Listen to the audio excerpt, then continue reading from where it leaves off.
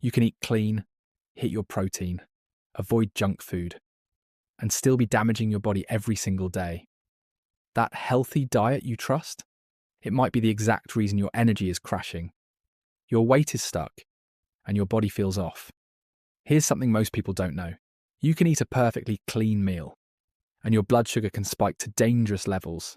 I've seen it happen. One normal meal, nothing crazy. And the glucose shot up to 181. That's not just high, that's where long-term damage begins.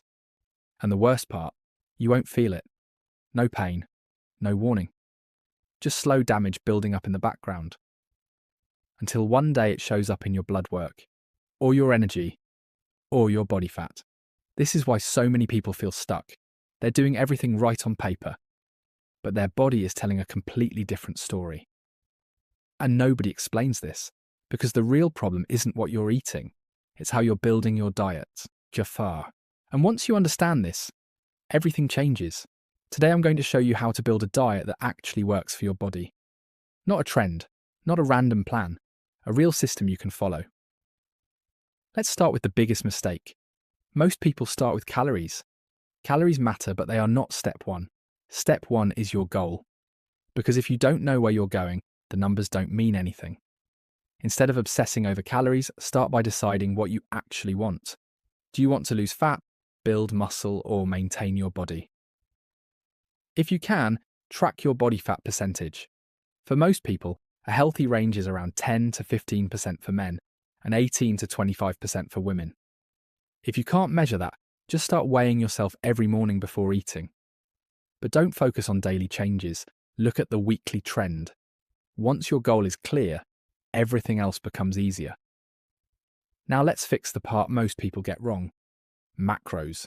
Protein comes first. Protein comes. If you're trying to lose fat, aim for about 1 gram per pound of body weight.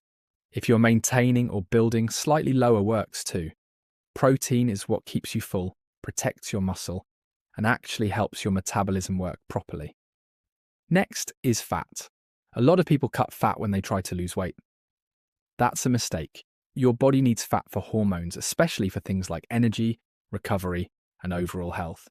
Keep fat at around 25% of your total calories. Don't go too low. Now carbs. Carbs are not the enemy. They are just your adjustment tool. On days you train, eat more carbs. On days you rest, eat less. When you match your carbs to your activity level, your energy becomes stable and your body starts responding better almost immediately. Now here's something most people completely ignore. You can hit your calories and macros perfectly and still feel terrible. That's where food quality comes in. Try to get about 80% of your food from whole, simple foods. The other 20% can be flexible, but don't make processed food your daily habit. If the ingredient list looks confusing, your body probably doesn't need it every day. Now let's talk about timing, because this is where a lot of people quietly mess everything up. Most people eat their biggest meal at night. That's the worst time. Your biggest meal should be earlier in the day. When you eat heavy at night, your sleep quality drops, your recovery gets worse, and you wake up tired. Try this instead. Eat your larger meals earlier and stop eating at least 4 hours before bed. That one change alone can improve your energy and sleep within days. Here's a simple trick most people don't know. Before your biggest meal, take 1 tablespoon of apple cider vinegar in water.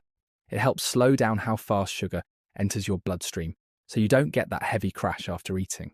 Now here's where things get more personal. 2 people can follow the exact same diet and get completely different results. Not because one is doing it wrong, but because their bodies are different. Some people can drink coffee at night and sleep fine. Others drink coffee in the afternoon and their sleep gets ruined. Some people feel amazing on high carbs. Others feel better on lower carbs and higher fats. This is why copying someone else's diet doesn't always work. Your body has its own preferences, and one of the biggest factors behind that is your gut. If you feel bloated after meals, deal with brain fog, or never feel fully energized, your gut might be the issue. Your gut is full of bacteria that decide how your body reacts to food. Even healthy foods can cause problems depending on your gut. The easiest way to improve this is simple. Try to eat around 30 different plant foods every week. That includes vegetables, fruits, nuts, seeds, even spices. The more variety you give your gut, the better it functions. Now let's talk about something most people avoid: blood markers, because this is where the truth really shows up. If you want real results, you need to know what's happening inside your body. Pay attention to a few key things. Your fasting blood sugar should be low and stable. Your inflammation level should not be high. And your triglycerides, which come from excess sugar, should stay low. These numbers tell you if your diet is actually working or not. And now the part that changed everything for me. I started tracking my blood sugar in real time. One night I ate a completely normal meal. Nothing crazy, but I ate it fast. And I ate it late. My blood sugar spiked to 181. That's when I realized something important. It's not just what you eat, it's how you eat. Eating fast causes bigger spikes. Eating slowly gives your body time to handle the food properly. Exercise also changes everything.